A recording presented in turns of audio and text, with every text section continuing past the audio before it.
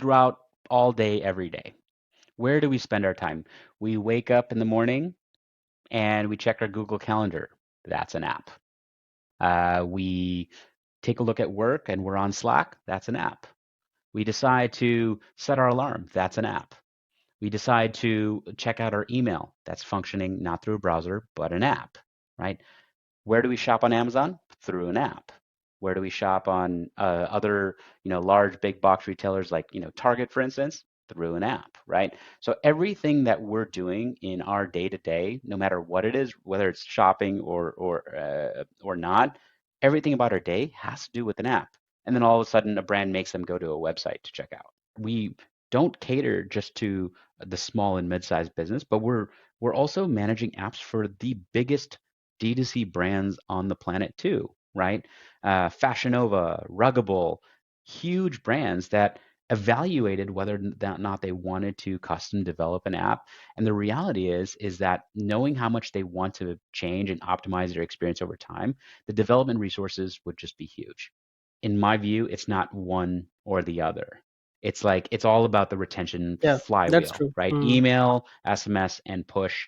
If you were missing one of those, you're probably leaving some revenue on the table because at the end of the day, every customer has their own unique way they prefer to engage with the brand. Consumer wants to know that the brand is listening to them. And ultimately, when you think of all of the data a brand has at their fingertips, it's up to the brand to really take that data and leverage that data to build a deeper relationship with that customer. The number one focus for every brand owner right now is basically make it to next year, or just Mm. make it to next year. Because if you make it to next year, you're going to be fine, right? The reality is many brands are struggling to find a path to even seeing what next year looks like. Hey, hi Neil, welcome to the show. And we are finally talking. So, Neil, before we get into Tapcart and what all you do at Tapcart, I would want you to introduce yourself and let our audience know what you do at Tapcart and how you help merchants and Shopify merchants. Hey, Aman, thanks so much for having me. So excited to be on the show. It's a pleasure chatting. My name is Neil. I am the enterprise team lead over here at Tapcart.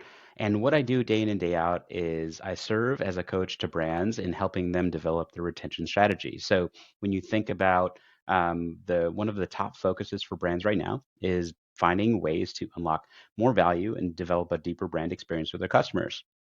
And what I do here is I help brands launch mobile apps that help them optimize their retention strategy, increase LTV, and ultimately help them with a full circle approach as to how they can tackle their marketing strategy as well as reduce customer acquisition costs in the process. So really excited to be here. Looking forward to our chat today.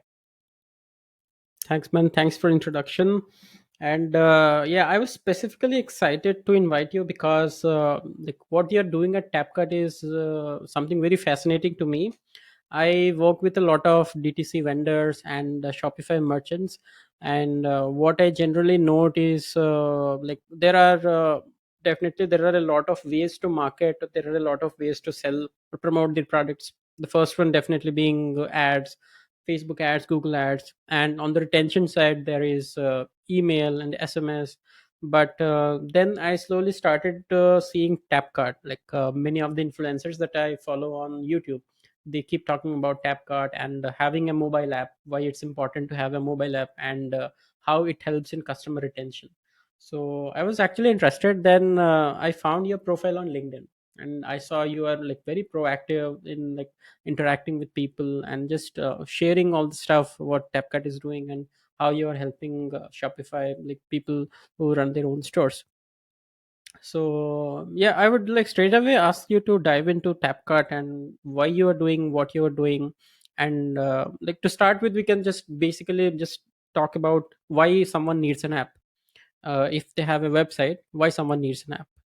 Yeah. Well, when you think about looking at an overall brand strategy, it's first understanding kind of like what kind of climate are we in right now, right? So, and why retention has been a larger focus now than previous years, right? So when you think about the concept of retention, it's about unlocking more revenue from your existing customer base, developing deeper connections with that customer to bring them back to the brand more frequently so they can shop more frequently and in turn, develop a deeper connection and relationship with that brand. Now, if you look at years back, few years back, pre iOS 14, brands were less focused on retention because, ad costs at that time to market on Facebook was dirt cheap. The access to data was there. Their ability to retarget and remarket to the absolute perfect audience was there. So you're seeing, the focus on retention was much less because the top of funnel was just almost so easy, right? So when iOS 14 happened, right, brands had a huge wake-up call. They said, "Wow, our our conversion rates are dropping because we no longer have the access to data that we previously had, and because of that, we're still drawing the same number of eyeballs to the website, but they're lower intent eyeballs, and therefore conversion rates drop, sales drop, and therefore customer acquisition costs head higher, right?" So this is where brands started waking up. What are the other ways we can engage our audience? And that is by developing a retention strategy of sorts, right? So the question is like, what is retention, right? Retention can mean many different things, right? There's retention tools that can be leveraged where if you think of like a loyalty program with a Yotpo or a Smile or a Loyalty Lion, where it's a loyalty program designed to bring that customer back more frequently, increase LTV, right?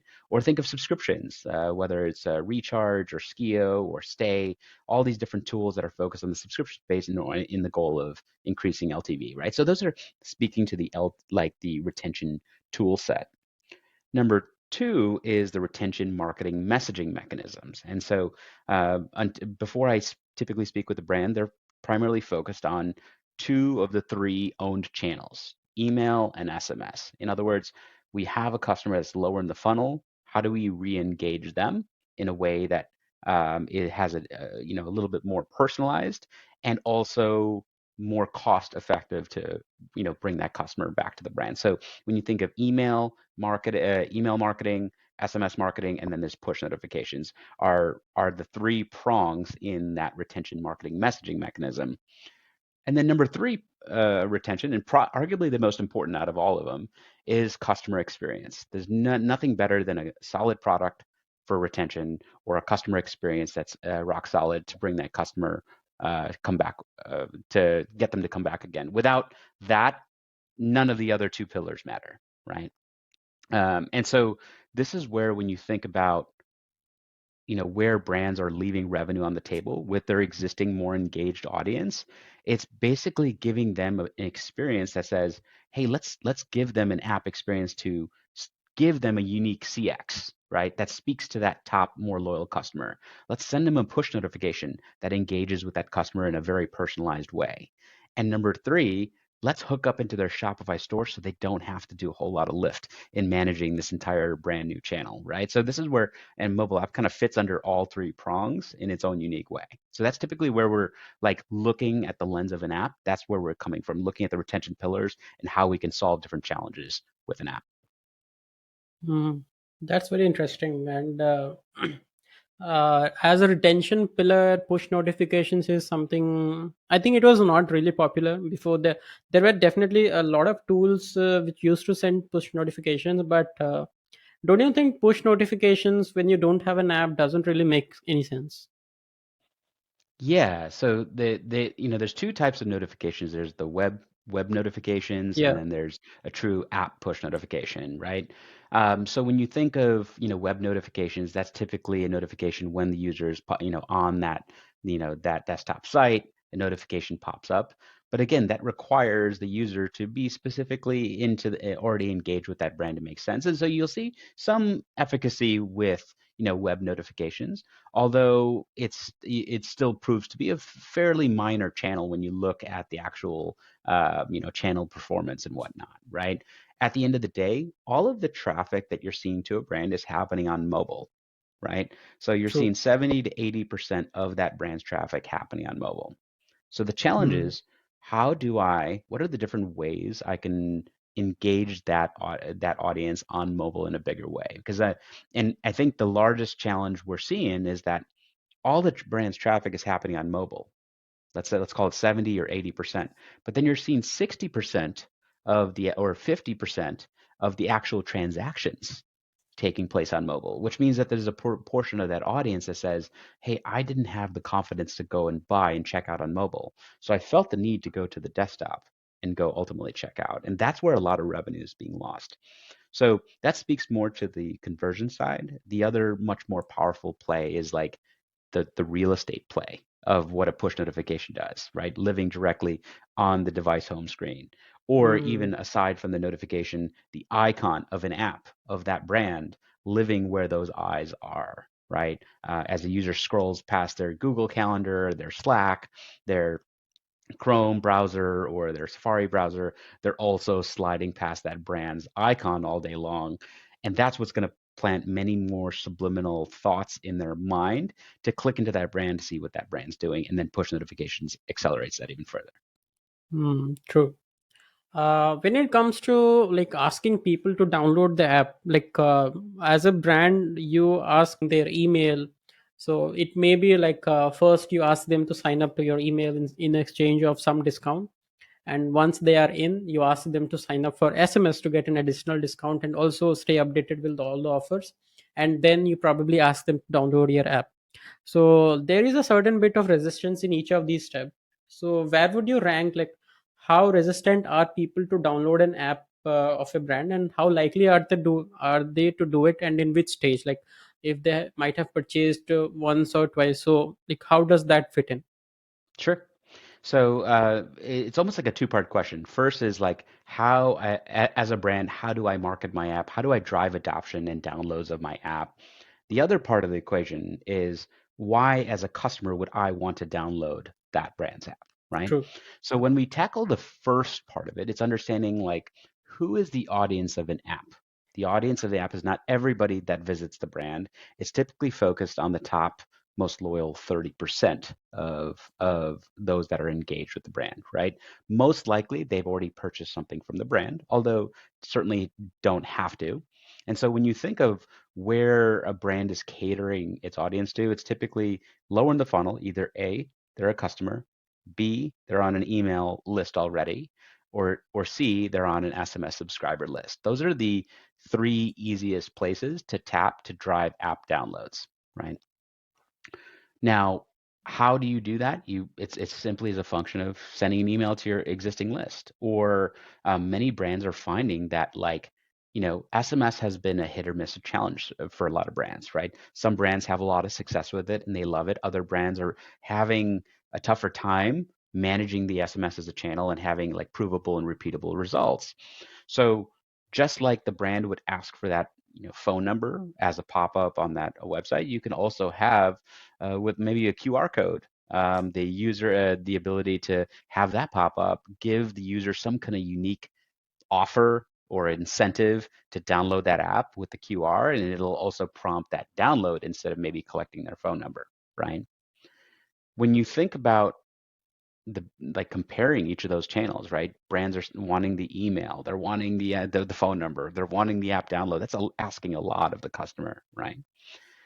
But the benefit to an app would be once the user downloads the app, by living on the home screen, they are going to end up visiting the brand anywhere from 3 to 10 times per month simply by the real estate where they're living, right? The other two channels, you're living in a text message inbox that eventually gets moved to the bottom. You're living in an email inbox that eventually gets lost or actually never seen. And when they do click, they're clicking into a browser that once that browser visit has been abandoned, that browser visit doesn't happen again. So when you think of now what's the benefit of the brand, get the customer to download the app. Now you're living on their home screen with a piece of real estate. They're visiting 5+ times on a given month in perpetuity. And that's what's going to drive so much more unlock and LTV, right? The second part to your question is like, okay, why as a customer would I want to even download the app, right? There has to be something unique. So the many brands will say, why do I need an app?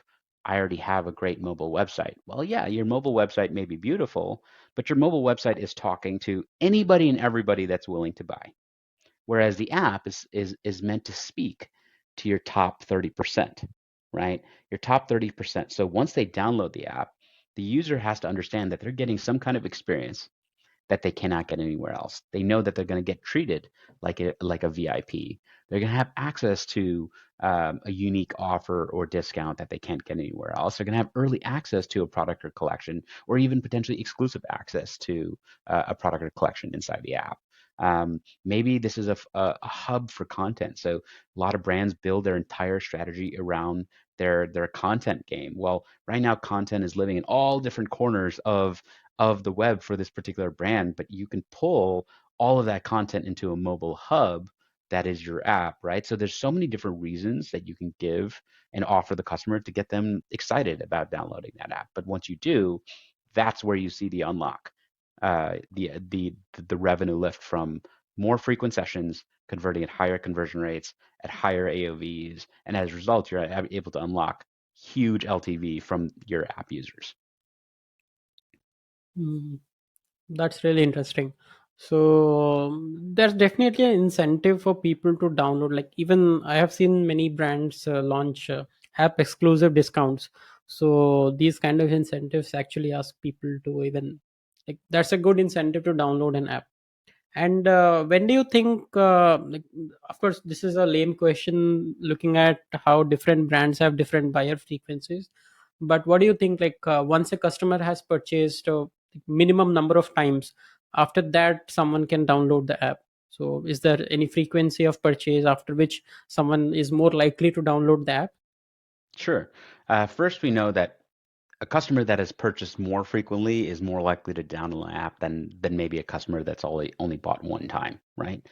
That said, we're finding that that discrepancy is not too far apart because as long as you're conveying the value of what the app is bringing, whether the customer has purchased one time or five times, is not going to have a huge spanning range, right? So when you think about like the candidates for an app, right? Every product has a different life cycle or different reordering cycle and whatnot, right? Different LTV potentials, right? So the question is, who are the typical candidates for an app? And most brands think, oh, I'm not a great candidate for an app. I'm not making millions of dollars a year.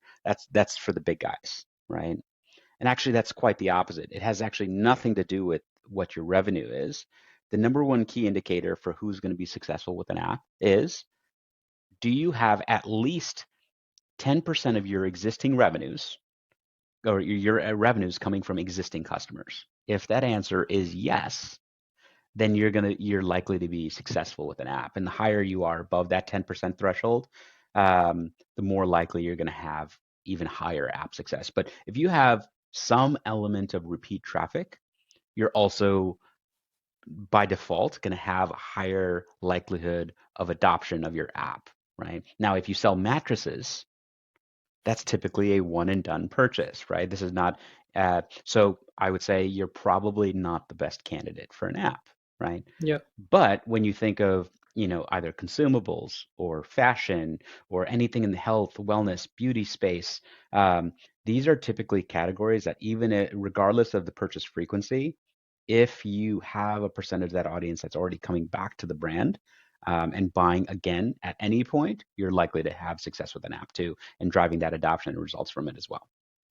Hmm. And what would you say the conversion rate difference? Like if there's a website which is very like it's completely mobile responsive design, and like it is having like XYZ conversion rate. Let's assume 2% conversion rate, and if they are transitioning into app, so just on the basis of the UI UX optimizations of an app, because it is built natively for mobile. So do you see any jump in the conversion rate? What have you noticed in that? Yep. When you think about a brand's mobile website, no matter how beautiful that mobile website is, you're finding that the conversion rates are hovering or may hover around 2%. And if you're at 3%, you're viewed as a hero, right? Yeah. um, and that's kind of the standard for websites. That should not be the standard for all of your channels. That's the standard for a mobile website. Why is the standard for a mobile website relatively low when it comes to conversion rates? Is because mobile websites, for lack of a better term, all kind of stink when it comes to converting, right? In other words, they could be the most beautiful, remarkable pieces of work. However, there's two major friction points that exist on a mobile website. Number one is loading times, right? If you notice that Mm. every single, no matter what website you go to, e-commerce website, every time you click on mobile, loading time, loading time, loading time, right? Between every click. And if you look at our society today as shoppers, we all have like an attention span of a gnat, right? Like, in other words, the abandoned cart rate on mobile currently averages about 70 to 80% for brands on mobile. That speaks to how loading times is one of the factors that contributes to that. It's not the only factor, but it's one of the factors that contributes to that. So, and Amazon and Google have all done these studies of every fraction of a time an increase in loading time is a fraction of a percentage decrease in your conversion rate. It's a perfect inverse correlation there, right? That's number one. Number two, and probably the likely the larger piece is the number of clicks to the checkout, the UI UX. How many clicks does it take you to find what you need, and how many clicks does it take you to ultimately check out? And if you look on the average brand and their mobile website, you're going to find that it's going to take anywhere from like 8 to 12 clicks to ultimately check out, right? That's a lot of clicks. You're asking the customer to do a lot of things, right? I know there's advancements, Shop Pay and other tools that are allowing you to check out, have fewer clicks to the purchase. But at the end of the day, you're still asking a lot of that customer in the number of clicks, right? So the UI UX for mobile web is just not designed to convert at higher standard. Now, when you can compare that to an app, it's removing both of those friction points. Loading time's gone because it's not built for the mobile browser. It's built natively for the device. And number two, the number of clicks to checkout goes from, 6, 7, 10 clicks all the way down to 1, 2, or 3 clicks to the checkout, right? Think about this. Like, if you are targeting your repeat customers, right now, every one of your repeat customers has to go log back into your website every single time they Mm. transact, to go look at their order history, to go look at their loyalty points, to go, see all of it. They have to keep logging back into the website. That's 4 to 5 clicks right there. That's assuming they remembered their password, right? Yeah. Now, think about the last time you logged into Amazon. When was the last time you got logged out of Amazon? It Yeah. doesn't happen. I, Never. I don't remember So the password of my Amazon account. no one does, and no one needs to, because at the end Yeah. of the day, once you're logged into the app, you're logged in forever. That is the case. For all brands that have an app, they're logged in forever. You just dropped 4 to 5 clicks right there, right? Yeah. You And allowed for one the very most seamless, interesting thing I can yeah. see here happening is like we are generally habituated like in different parts of the world, like the penetration of DTC brands or shopping via DTC brands is very much different. And in some locations like in India, if you call it specifically, we are a marketplace heavy country. Like in India, we are like we always like we have Flipkart and Amazon side by side. Like Flipkart is just another marketplace like Amazon, so we have them side by side. If you want to purchase any product, we just enter the keyword in Amazon and like look for the best price.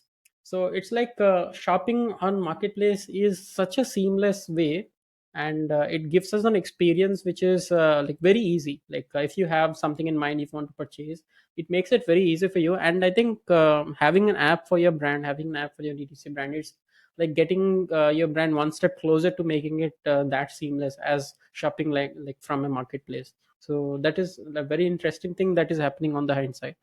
Yeah, I mean, there's benefits and drawbacks to both, right? First off, so many brands I'm working with are pursuing Amazon strategies as well, and it's Mm, often not one or the other. It's actually just trying to give as many possible touch points for your customer as you possibly can, right? The concept of meeting your customer where they are. Some prefer to go to the marketplace. Some would yeah. prefer to engage at a deeper level with the brand. Every customer is going to respond in a different way. So it's about giving those touch points that are easy to launch and manage, but then meeting them where they are, right?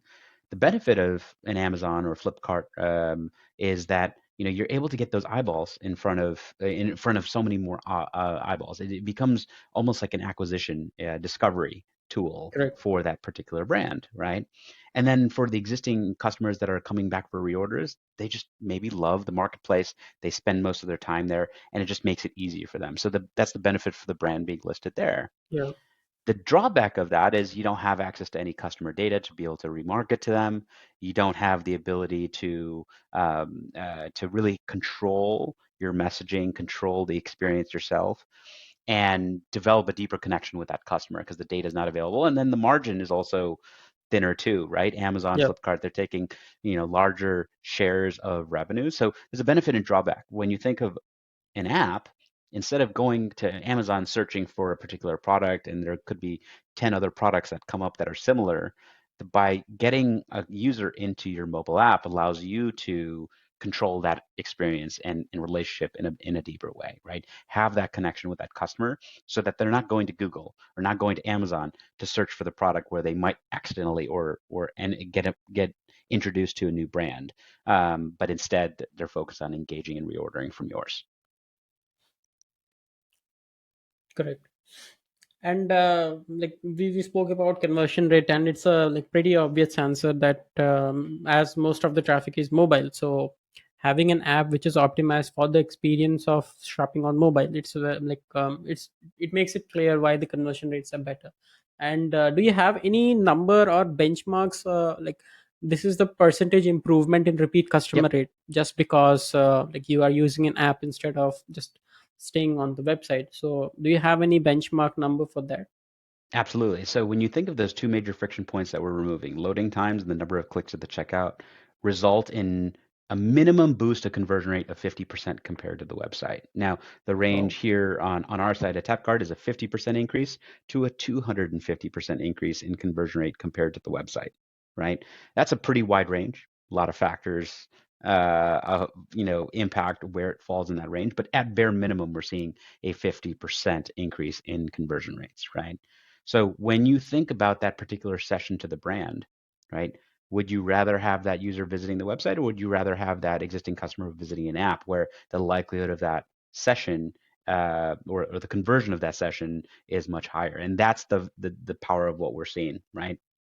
When you think about how we play a role in the Shopify ecosystem, we have thousands of apps on Shopify that have an app.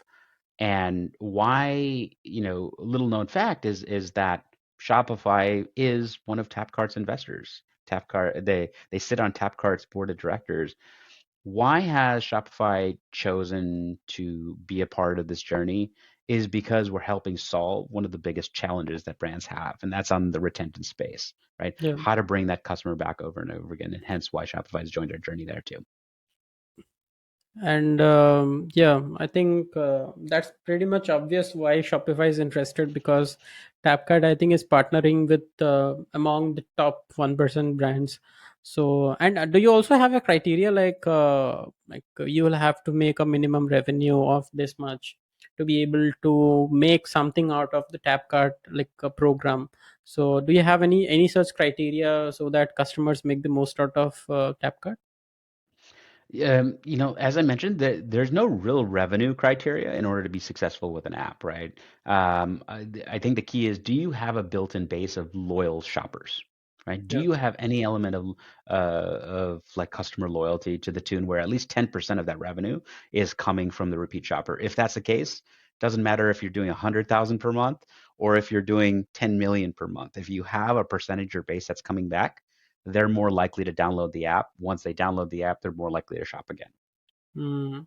And I think like you definitely must be having some customers who just try to invest in Tapcart by knowing that uh, like they will get real estate on their customers' mobile. They can turn their website into an app. So just if you put aside the revenue numbers or how much revenue can Tapcart bring, just having your website in the form of an app on your customer's mobile is so fascinating for any brand owner. Absolutely. I mean, think about like us as consumers right now, like throughout all day, every day. Where do we spend our time? We wake up in the morning and we check our Google Calendar. That's an app. We take a look at work and we're on Slack. That's an app. We decide to set our alarm. That's an app. We decide to check out our email. That's functioning not through a browser, but an app, right? Where do we shop on Amazon? Through an app. Where do we shop on other, large big box retailers like, Target, for instance? Through an app, right? So everything that we're doing in our day to day, no matter what it is, whether it's shopping or not, everything about our day has to do with an app. And then all of a sudden, a brand makes them go to a website to check out. And that's the part where it like as a customer, it's like I'm so programmed by being so app centric with every other part of my daily life that I actually get frustrated when I have to go to a website and I'm forced to do something on a website. And by going to that website, that's why the abandoned cart rate's so high, is that there isn't a patience level with the performance of that site. Or if there's something I'm not able to find easily, I can find it better elsewhere, right? Mhm. And this is also an interesting question. Like, why won't a brand invest in developing their own app and going with Tapcart? I know this is a very obvious question that you must be getting on every sales call that you get on with prospects. Like, why shouldn't I like develop my own app, and it would be just a one-time cost? Yeah, so when a brand approaches us and and we talk about the process of launching an app, there's multiple avenues you could go about doing that, right? If you were to run the clock maybe 7, 8 years, the typical way of launching an app would be I need to go hire a developer, custom develop it from the ground up. And that was often very cost prohibitive, right? Cost prohibitive. It requires upfront fees to hire the developer or agency to go build that app, right? Now, when you think about brands that still kind of explore that as a potential option, they often have the misnomer that there are no ongoing costs as well, right?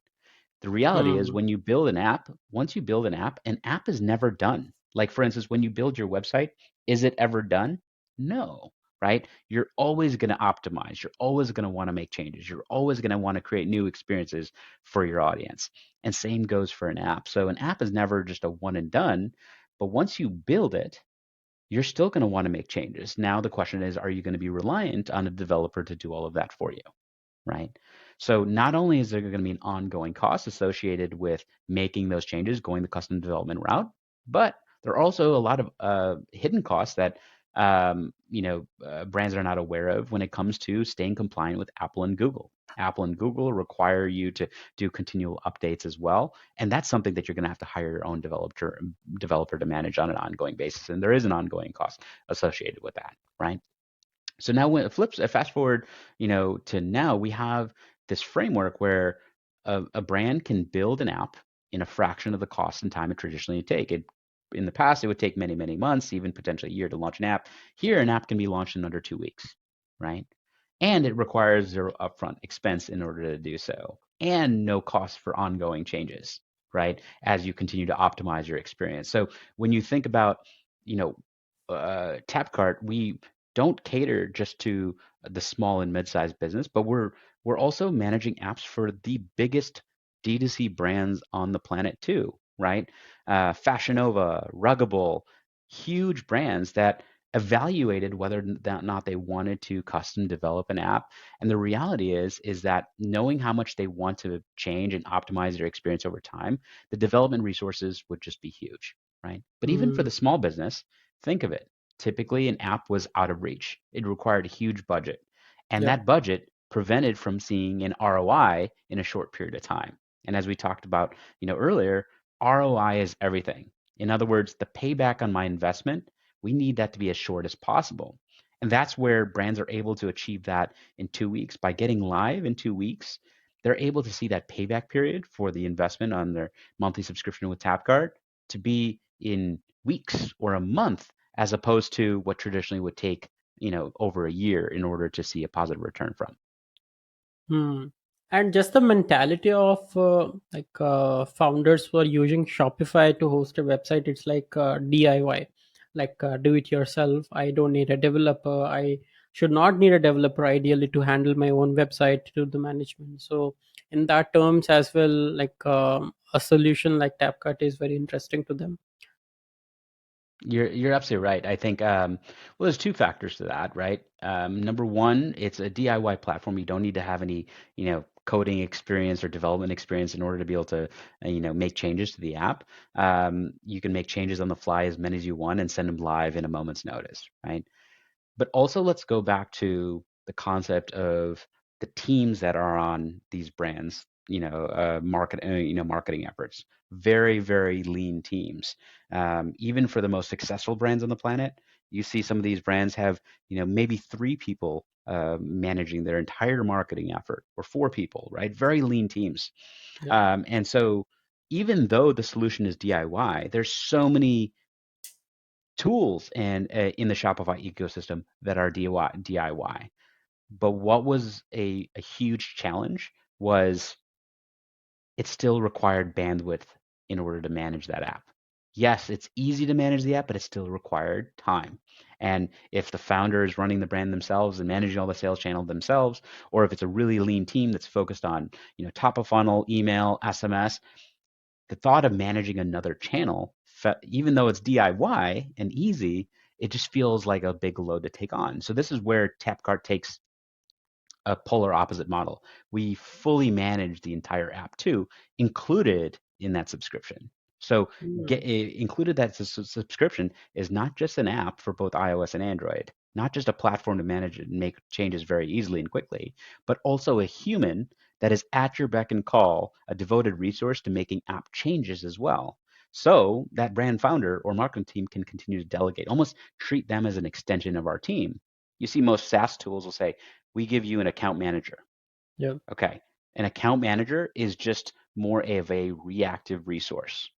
Whereas a strategy manager here at Tapcart is a proactive resource, an extension of your team to make app changes, to help you with your Klaviyo flows, to put our design team to work in unlimited fashion as you need it, to help you with those new product collection drops inside the app, to help it structure with Shopify, to help you with a marketing plan to make it successful. So all of these things, like we've wanted to take that load off the brand team so it doesn't feel like a big sales channel. We like to say, like, if the brand has to spend more than 15 minutes a week on their app, they're not leaning on us enough. And yeah, now let's, like, we have spoken enough about the app. Now let's talk about push notifications as a medium to communicate from a brand to a customer. So till now, what we know is emails are still the best. SMS is quickly catching up, but there is still a lot more way to go. And where does push notification sit into the mix of these retention platforms in between Sure. emails and SMS?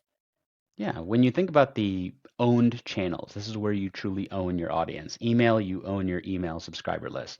SMS, you own your subscriber list. And for the mobile app with push notifications, you own your app downloads or app users, right? So these are all three owned channels. Now, email, you mentioned email is the best. I would say yes and no. Yes, in the sense of ROI, right? Brands will often say ROI is huge with email. But what's the downside of email is that the reality is what, 25, 28% of your audience is even opening that email, right? Deliverability is a huge challenge. And if you optimize for deliverability, that number goes to 30%, in which case we're celebrating because it went to 30%. But at the end of the day, that's still one in three, right? So yes, email is a high ROI channel. Why? Because it's effectively free. It's the cost of your Klaviyo account, right?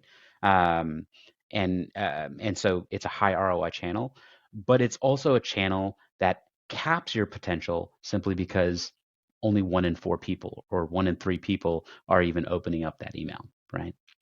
Then you could take it a step further and look at SMS, right? SMS became huge and really wildly popular because, particularly in the United States, because now the open rates go to 95%. You cannot not see a text message. It's virtually unavoidable, right? Hmm.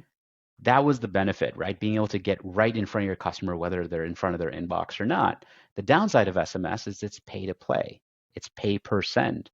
So for these brands that have large SMS subscriber lists, and if they're sending 2 to 3 messages a week, you're finding that they're going to be spending tens of thousands of dollars on a monthly basis on SMS costs because they're paying per send, right? But they're okay with that because they're also getting the open rates. On And so this is where push notifications marries the best of both of those worlds, right? Where you have the same open rates as SMS. In other words, an app user, 95% of them are going to see that notification is landing on that home screen of the device, whether it's locked or not. So the open rates and read rates are huge, but it's unlimited and free, right? So it's not pay to play. So you're actually finding that brands where they're looking to save on marketing costs, they're finding that if they can get a percentage of their SMS audience to download that app, now you can remarket to that same customer for free as opposed to paying per send in order to try to bring them back, right? So those are like kind of the differentiation between three channels. I think the other large kind of elephant in the room is what's happening right here, right now with iOS 16, right? iOS Mm. 16 is in flux, and right now, right around the corner, we're having a new feature that's coming out that's going to be uh, SMS filtering. In other words, um, you know, previously brand would send a text message. It would be mom, dad, brother, sister, brand in the inbox for that text message. That's Yes. changing. Right now, there's going to be a promotions tab, and that promotions tab is going to ultimately drop the open rates for those SMS campaigns as well. So there's a little bit more of an urgency right now than previously in terms of getting those that SMS audience opted into the app because that's where open rates are going to continue to stay high. Mm. And what do you think will happen with SMS? Like I'm definitely sure the efficiency of SMS platform as a marketing as a retention marketing tool would definitely go down. But where is it gonna go? So what's going to happen? Sure. I think SMS as a whole will continue to be a successful channel, a solid channel for most brands. But I think we are past the days where it is the best channel, right? Mm. I think that time was probably about 14, 15 months ago, where we kind of had a peak in SMS performance. Since then, with the iOS 16 update, part one of the iOS 16 update has already taken effect. That makes it so much easier for users to opt out with one click, as opposed to previously they had to reply stop. Now it's a one click opt out. So opt out rates have trended higher. And number two, the filtering that's going to take in place. So now, brands are preparing for open rates on SMS to drop because, you remember that dreaded promotions tab in Gmail, right? Where brands' email messages got caught into that promotions tab, customer never saw them. That's happening to SMS now. That's going to be happening. Mm. And so that's going to, I think SMS will always be a powerful channel. In my view, it's not one or the other. It's like it's all about the retention Yeah, that's flywheel, true. right? Mm. Email, SMS, and push. If you were missing one of those, you're probably leaving some revenue on the table because at the end of the day, every customer has their own unique way they prefer to engage with a brand. Yeah. I saw one of your posts where you spoke about like a $15 million fashion brand which was on the brink of failure. Can you tell, like, if you remember what happened? Can you just elaborate what just happened with that brand? Yeah. So when you think of, that example, I shared an example about a fairly, sizable brand that Yeah, was on the brink of failure, really, really struggling. Unfortunately, that's not a unique scenario right now. That's actually a much more common scenario, regardless of the size of brands. Brands are in the toughest D2C environment that we've ever navigated, and that's a confluence of a number of factors. First, you have the economic pressures that are taking yeah, place. You have inflationary pressures. You have consumers, being more choosy with their dollars than ever before. You have the cost to run your business and your supply chain higher than ever before, and post iOS 14, your customer acquisition costs continue to head higher, right? So the cost of doing business is just so much higher than it ever was before, right? correct. So you see brands going through all kinds of cost cutting measures. They're laying off and reducing the size of their teams, they're cutting their tech stack. They're really wanting to hyper focus on fewer channels, the ones that have the highest ROI with the least lift, right? So this is where you see these brands where they're choosing to let go of kind of these other bell and whistle tools that require number one higher cost and a large lift in devoted time and resource to manage, and are choosing to focus on channels that are high ROI and have as it pertains to dollars spent as well as time allocated towards that channel. Website will be forever, and that brand will always those brands will always need to continue to feed the top of the funnel. At the end of the day, you always need to focus on expanding your audience. That should never change. That never will change, right? But if you know those customer acquisition costs are going to continue to be higher, where are the other areas of your business where you can kind of become more, again, revenue efficient, right? It's all about that revenue efficiency. And this is where that particular brand and many brands in that scenario are choosing to keep their app as a channel. Why? The app on average is contributing about 20% of a brand's revenues, right? Yeah. That's the Neil, average here at Tapcart. I'd also want you to just talk about revenue efficiency a bit more, because like we just spoke about it before our call, but I would also want you to share in detail what you mean by revenue efficiency to our audience. I think that's an interesting concept you just spoke about. Yeah, revenue efficiency is all about extracting as much value as possible while also spending the least doing it. In other words, how does a brand do more with less, right?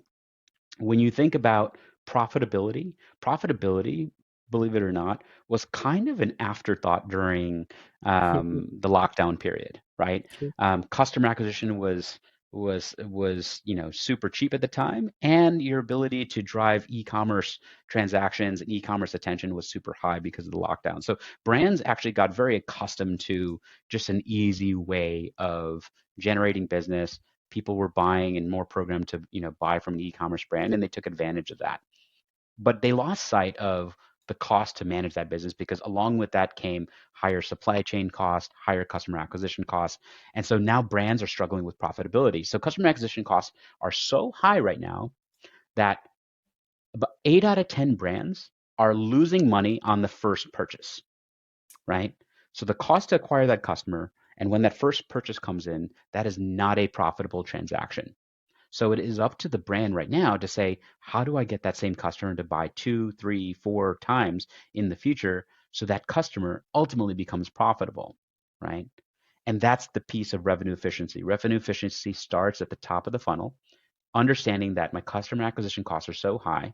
So how do I structure different brand systems or systems within the brand infrastructure in place that'll ultimately drive a higher profit margin? In other words, how do I put systems in place that bring that customer back, increase LTV, because at the end of the day, it is 5 to 10 times more costly to acquire a new customer than to retain an existing one. And so True. being revenue efficient is saying once that customer comes into that funnel, how do I make the most of that relationship? How do I get them to buy more frequently than ever before? And as a result, brands that are focused on that revenue efficiency are the ones that are surviving, even thriving here in this environment, even though it's the hardest that it's ever been. Agreed. And yeah, I think retention, the question of retention becoming more important than acquisition is something which is floating around in the in the web. I think from past couple of years, since like iOS update, because acquisition costs have gone up and people are just on a lookout of like, just anything that they can do to retain more customers. So yeah, push notifications and like having an app, I think it solves like one of the biggest problem in terms of retaining customers. So also talk to us about brand loyalty, Neil. So how how can a this is like again, I have a common problem with entrepreneurs these days, that they are so much accustomed with these words, like they always talk about loyalty. I want my customers to be loyal, but they don't really understand what it means, and they don't really deploy any strategy or tactics, or they don't really have any tech to like that helps them. For example, if there's a customer who is loyal to them, so there's no incentive, so they're not doing much about it. So talk to us about how brand loyalty is important. How can one use it, and how can one like generate revenue using it, or just use it at the best? Yeah, when you think of customer loyalty, the very top of that is like an optimal customer experience. Give them a great product experience and customer experience, and they're ultimately going to develop some element of loyalty, wanting to come back to the brand again, right? But when brands already have that, oftentimes they're struggling like, how do I continue to nurture that customer to that first purchase or that second purchase, third purchase? How do I shorten the time between those purchases, right? Because we know that first transaction was not a profitable one, right? Or likely not. So this is where it all comes down to the different touch points in which you engage with your customer. There's so much data that brands have at their fingertips, and they're underutilizing that data in a huge way. So the first place to start is when that customer comes into the funnel, that customer data is living inside Shopify. You have their email right then and there. That goes into an email cadence, and this is where brands are leveraging Klaviyo, for instance, to be able to segment their audiences. So the first piece in terms of driving loyalty is less about the individual channels and touch points and email, SMS, and push. It's actually more on segmentation. How do I personalize the experience so my customer feels like I'm speaking to them, that I'm not speaking to anybody and everybody, but I'm speaking to them? And that comes from segmentation, right? So when the customer comes in, every customer is different. Every customer bought from you for a different reason. This customer may have bought one product, this other customer may have bought a totally different type of product. All of these customers should be segmented so that now your flows and your email campaigns that are going to them are speaking to what their buying behavior is and what their interests are, right? Um, Whereas you're still seeing brands put put all of their customers through the same standard welcome flow, the same flow that's going to everybody, when the reality is the brand has so much more data at their fingertips where they could be segmenting the audience and personalizing that messaging, right? So first step, product customer experience to develop that loyalty. Number two, segmentation, creating campaigns and personalization to that user based on who they are and what their behavior is, what their interests are. And then number three, the means by which you get that segmentation out to them: email, push, and SMS. What thing do you think in personalization might make a customer more loyal? Just the feeling that this brand understands me better. Like I am someone who likes orange, wearing orange t-shirts, and I am getting campaigns, emails, offers, everything related to orange t-shirts. So is that feeling what makes a customer feel more loyal towards any brand? Great example, right? If you understand what that customer is buying and why they're buying it, it allows you to have personalized messaging to that customer. And if that customer feels like that message is speaking to them and not everyone, they're much more likely to say, "Hey, this brand understands me, and therefore I'm more likely to buy from this brand again," right? So you're absolutely right. I think the reality is if you look at a brand using Klaviyo as a part of their kind of post-purchase flows, they're using the same standard 3 to 5 flows that Klaviyo gives you with some small, modifications. When the reality is you have so much data that's already living inside Shopify that if you just took the time to segment your audiences, you can get much more personalized with your messaging, right? Right. And is the same level of segmentation available with push notifications inside Tapcart that we have inside Klaviyo and SMS? 100% because we directly integrate with Klaviyo as well. So from your same Klaviyo account, you can manage your email, you can manage your SMS flows and your push notification flows as well. That's amazing. That's I would love to get my hands on this because I use a lot of emails and SMS, and I can feel the power of these push notifications. And yeah, this all sounds very fascinating to me as a retention marketing guy. Hey, well, we always love talking to retention marketing guys. This has been an absolute blast. Yeah, cool. Anything else you would like to talk about, Neil? Like we have spoken a lot about Tapcut. This podcast, I think it was dedicated to Tapcut more than discussion about DTC brands, but no problem. It is worth it. Anything else to brands? Because this podcast, in short, Neil, we haven't I have built this podcast just the name suggests what it means. Consumers don't care. So this podcast is all about telling brand owners and entrepreneurs what customers really care about. They don't care about gimmicks. They don't care about what you are doing, what how your logo look like on your packaging. like all that matters, but it doesn't matter the most. But there are certain more things which are on more like which are on higher priority for a customer. So like just give us a suggestion, give those brand owners or entrepreneurs who are watching this podcast a suggestion about what consumers really care about. Consumer wants to know that the brand is listening to them. And ultimately, when you think of all of the data a brand has at their fingertips, it's up to the brand to really take that data and leverage that data to build a deeper relationship with that customer. The customer may love your product, they may love your customer experience, but at the end of the day, they want to know that the brand understands them. They understand the brand may be large, the brand may have a huge audience, but when you think about what it means to a customer where they feel like that's personalized to them, that it's speaking to their soul, you're just going to naturally develop a certain level of loyalty that they're looking for. The most successful brands right now are all about building community, right? It's all about building a community of users that are all become kind of their inherent brand ambassadors for the brand, right? The ones that want to stand at the top of a mountain talking about their brand experience. And that's what customers want to be able to do too. So not only is there a benefit for the brand for customers doing that, but customers want the feeling of pride in associated buying that purchase, buying that product from the brand. And I think ultimately brands that focus on speaking to that customer, really getting and taking the time to know them, to understand what makes them tick, are the ones that are ultimately going to develop that deeper experience. On the flip side, speaking to the brand owners, the number one focus for every brand owner right now is basically make it to next year, or just make it to next year. Because if you make it to next year, you're going to be fine, right? The reality is many brands are struggling to find a path to even seeing what next year looks like. And that really comes down to what we chatted about is the revenue efficiency piece.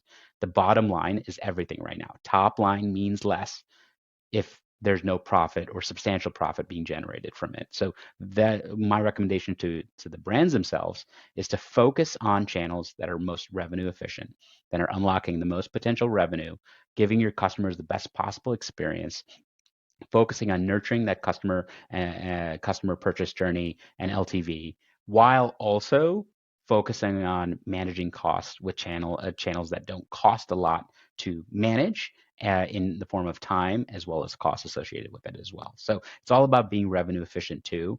In addition to putting the customer as if they're an absolute king and on a pedestal and really getting to know them.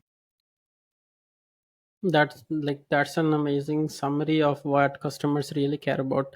And yeah, so it there couldn't be a better way to wrap it up, Neil. Thank you so much for coming on my podcast. Thank you so much for like talking a lot about Tapcart and letting people know what's really important and why having an app. So it's not about having an app, but more of a perspective, like what's important and what's not, and what's more important to do right now, because this is not the most comfortable time for entrepreneurs in DTC space. This is a tough time. I can sense that, like speaking to customers, I can sense that feeling of discomfort. So this is a good time to sit and evaluate what things are more important, and definitely having an app might be something not many people think about, but it is something that I even recommend to just check out, and this may be a problem solver for them. So thank you for coming on board, Neil. Thank you for talking to us. It was a like we had a blast, definitely. Thank you so much, Aman. It was an absolute pleasure being on the show. Really enjoyed our chat and look forward to connecting again. Thank you so much, Neil. So guys, this is all about this episode of Consumers Don't Care. See you again on the next episode.